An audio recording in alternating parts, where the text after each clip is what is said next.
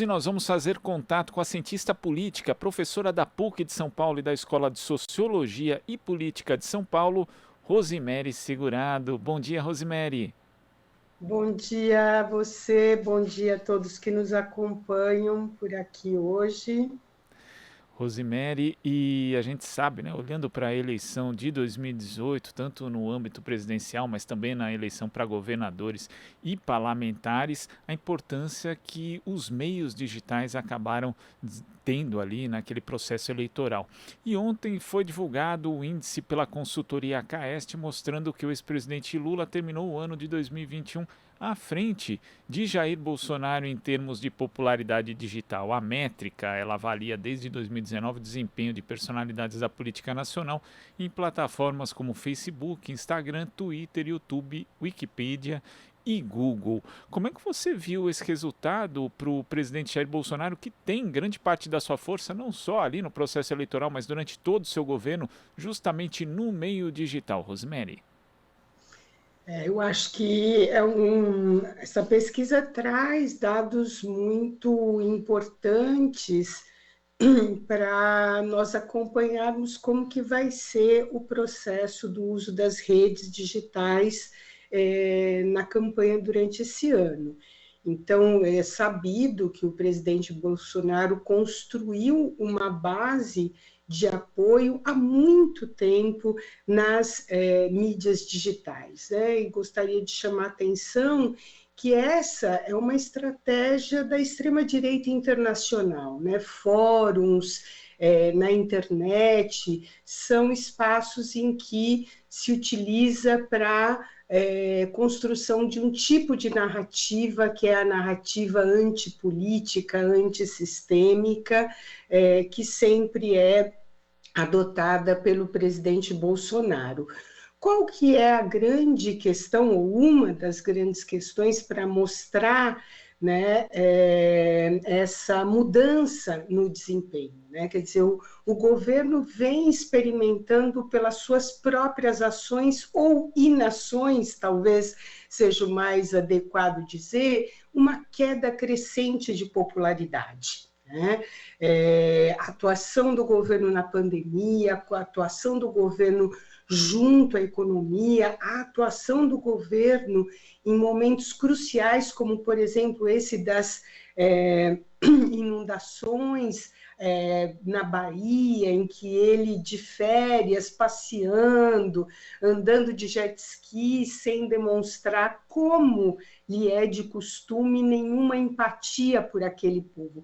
Esses e tantos outros elementos têm feito com que parte da população que o apoiou durante algum tempo deixe de apoiá-lo. E eu acho que hoje nós também temos um fator importante que nós já não conseguimos mais falar em uma vida online e uma vida offline, né? Esses dois campos da nossa vida, eles estão em constante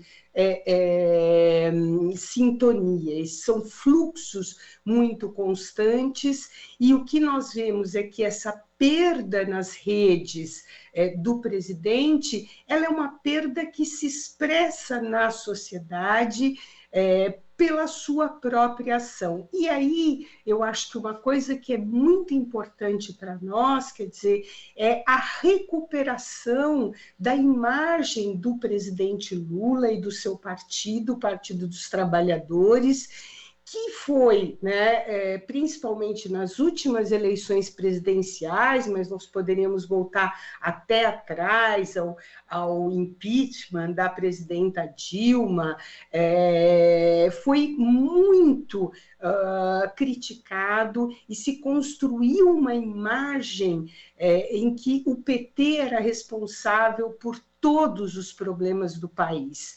E aí o que agora nós começamos a ver é que as pessoas começam a olhar no retrovisor e ver quando foi o último momento favorável da sua vida.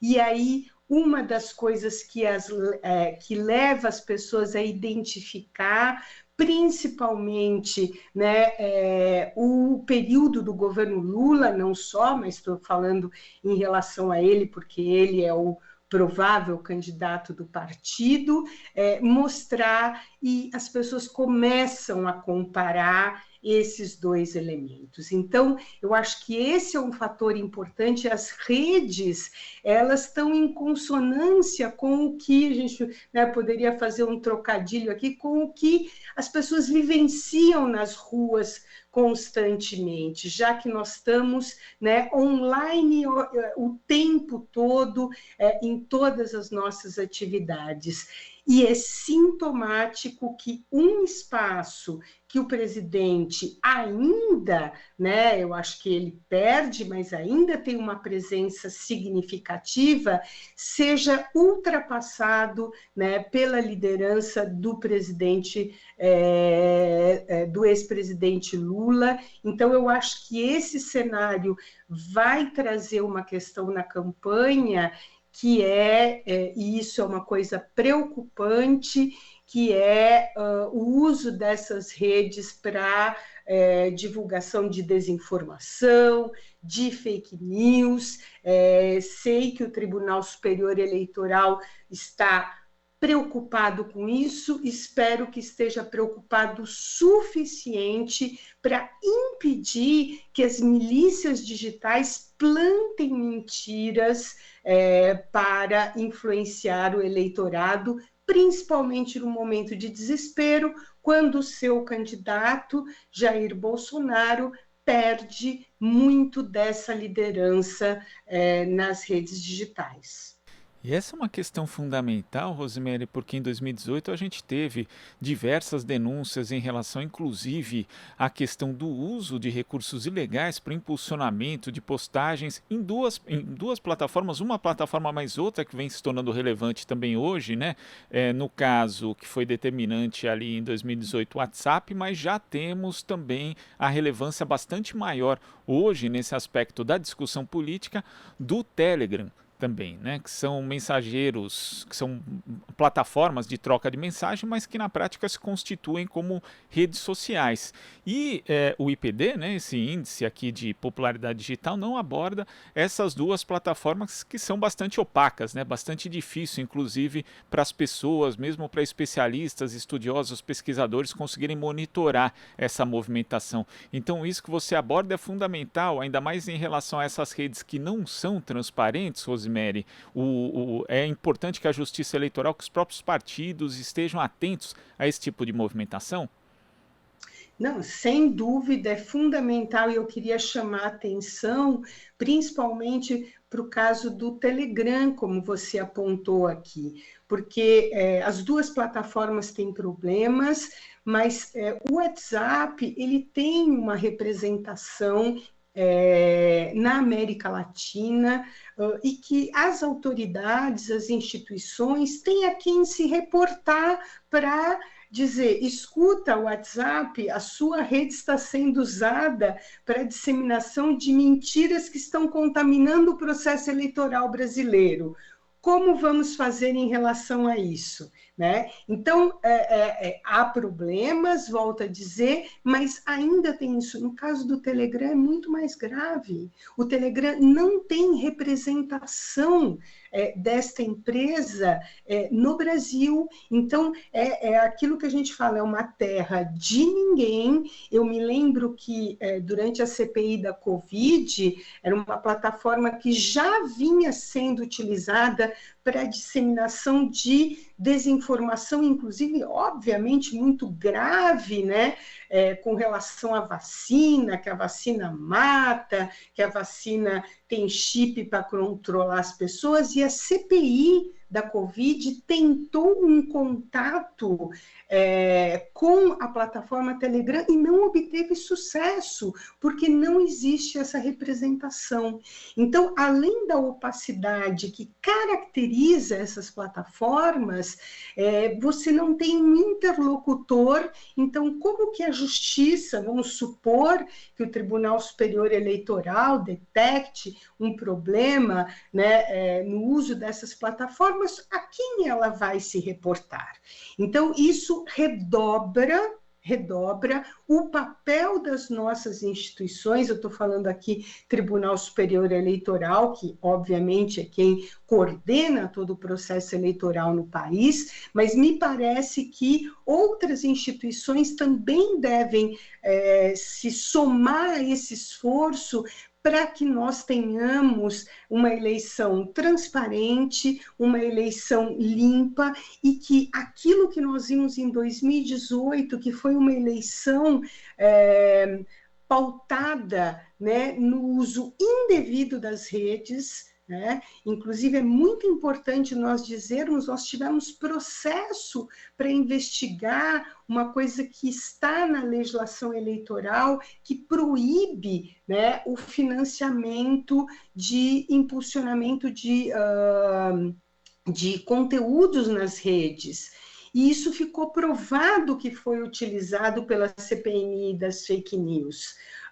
E o que aconteceu, né, qual foi a decisão depois de anos, né, de análise? Bom, se diz tivemos problemas, mas não vamos permitir que isso ocorra nas eleições de 2022.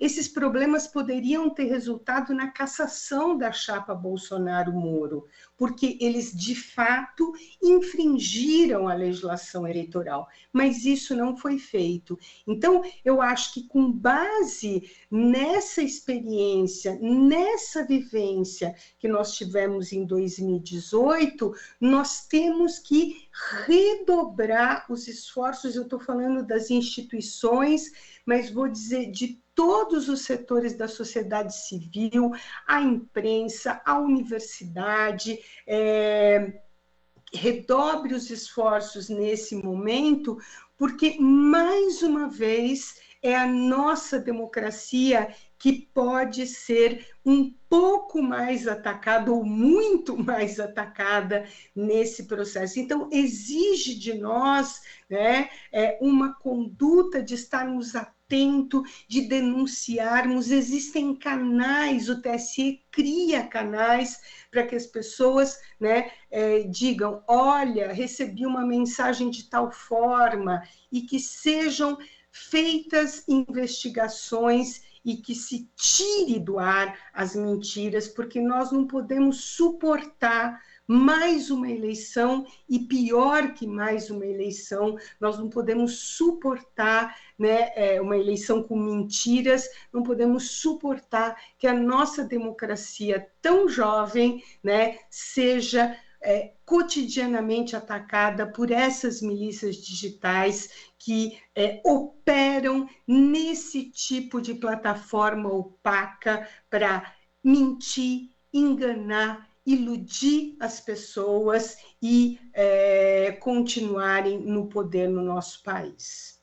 Não é possível ter um filme repetido em 2022 daquilo que foi 2018. Agora, Rosemary, quando a gente analisa aqui esse índice de popularidade digital em relação ao presidente Jair Bolsonaro, observa-se ali um pico, né, de popularidade no dia 7 de setembro, que foi quando houve toda aquela mobilização em torno, inclusive, de pautas antidemocráticas, o enfrentamento feito pelo presidente ali contra o ministro Alexandre de Moraes, contra o STF. Depois houve um recuo, né, um recuo político, teve ali a carta do ex-presidente Michel Temer, e houve o recuo também, consequentemente, ali na popularidade digital que despenca, né, de Bolsonaro em relação a esse movimento de retorno.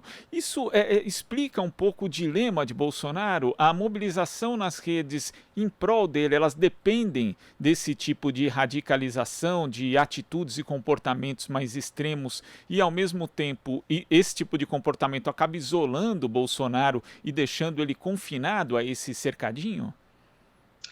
Sem dúvida, e esse dilema é um dilema que persegue todo o mandato e vai persegui-lo aqui durante a campanha, né? Ele sabe que, em alguns momentos, ele precisa, pelo menos, simular um recuo. Eu acho que, verdadeiramente, o presidente nunca recua das suas posições, né? Mas ele, pelo menos, simula um recuo, só que isso tem um custo para aquela base radicalizada dos seus apoiadores. Então, é verdade, a popularidade do presidente hoje, ela está, a impopularidade, perdão, a rejeição está na casa dos 60%, o que é muito alto para um governante, e o que mostra a insatisfação das pessoas com eles. Então, ele precisa manter essa base de apoiadores mais, eu vou dizer aqui, fanáticos, mais radicalizados, que o presidente pode fazer qualquer desmando, qualquer desvario e seguirá apoiando. Mas eu acho que também tem uma coisa que é complicada para, né, essa gestão do presidente, que é essa base somente, ela é insuficiente para reconduzi-lo à reeleição. Então, esse dilema é um dilema que ele vai, né, enfrentar aqui ao longo desse período. E eu acho que, inclusive, uma das estratégias que ele tem utilizado e que ele vai utilizar nessa campanha, tudo sinaliza que ele vai manter isso, que é tentar uma espécie de recall da facada, né, do atentado de 2018. Tanto é que, no momento em que, no final do ano, o presidente passeando, andando de jet ski, enquanto as pessoas perdendo as suas casas na Bahia, a popularidade dele experimenta quedas muito expressivas. E aí o que acontece? O presidente passa mal, né? Vai internado, e aí, mais uma vez, colocando aquelas fotos apelativas na rede, mostrando seu sofrimento no hospital, e aí essa popularidade dá uma pequena, né, alterada nas redes, mas já logo depois a gente vê uma volta, que são esses dados da pesquisa que você está mostrando, uma volta da impopularidade. Então, eu acho que ele vai usar esse recurso mais algumas vezes, mas também o que esse episódio agora da internação de janeiro mostra é que esse episódio também começa a haver um desgaste em relação a isso, né? Como se as pessoas dissessem: puxa vida, quantos anos mais ele vai ficar dizendo, né, se ancorando naquele episódio para se colocar como vítima de um processo.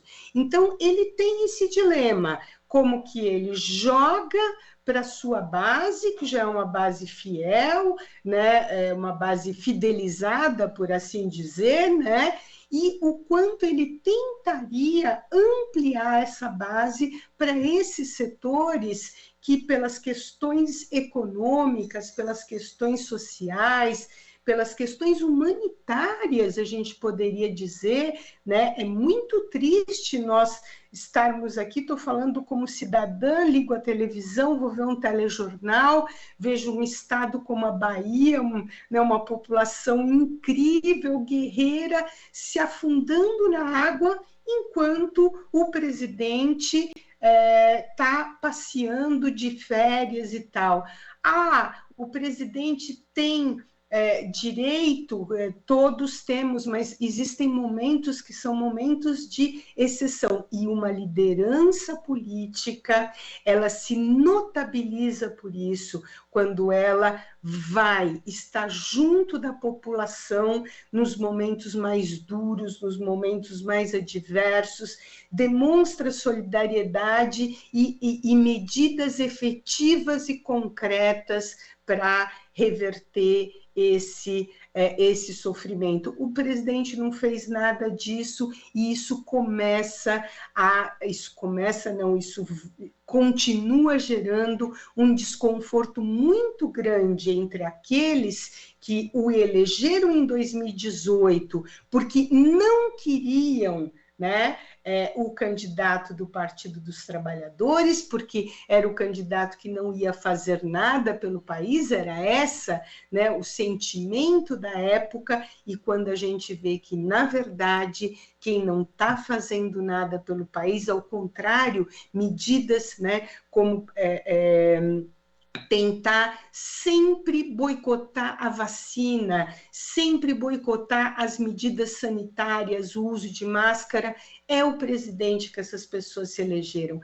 Então, várias dessas pessoas sentem que foram enganadas, e o presidente vai precisar usar de muitos recursos para reverter isso, o que eu acho difícil, porque essa impopularidade vem se consolidando, ela vem num crescente, né? Muitas vezes a gente fala, nossa, né, com tudo que está sendo feito, a queda de popularidade aumentou 2%, 3%, mas em pesquisa a gente analisa um crescente, ela vai, o que mostra que cada vez mais pessoas insatisfeitas e que não pretendem repetir este voto em 2018. Então, esse é o grande dilema do presidente, né? Não perder aqueles que são fidelizados a ele e, ao mesmo tempo, com essa narrativa, conseguir ampliar um pouco sua base de apoio. E eu gostaria de dizer, é muito difícil essa equação, é muito difícil porque um fator acaba anulando o outro. Quando ele tenta agradar essa base radicalizada, ele afasta aqueles que estão insatisfeitos com ele. Quando ele dá um sinal de recuo ou encena um recuo, ele é criticado por essa base fidelizada. Não é um dilema fácil o que ele tem para este ano. Rosemary, queria agradecer a sua participação aqui no Jornal Brasil Atual e até a próxima. Eu que agradeço, bom dia a você, bom dia a todos e até uma próxima oportunidade. Bom dia. Conversamos aqui com a cientista política e professora da PUC de São Paulo e da Escola de Sociologia e Política também de São Paulo, Rosemary Segurado. Aqui você ouve as notícias que os outros não dão. Jornal Brasil Atual.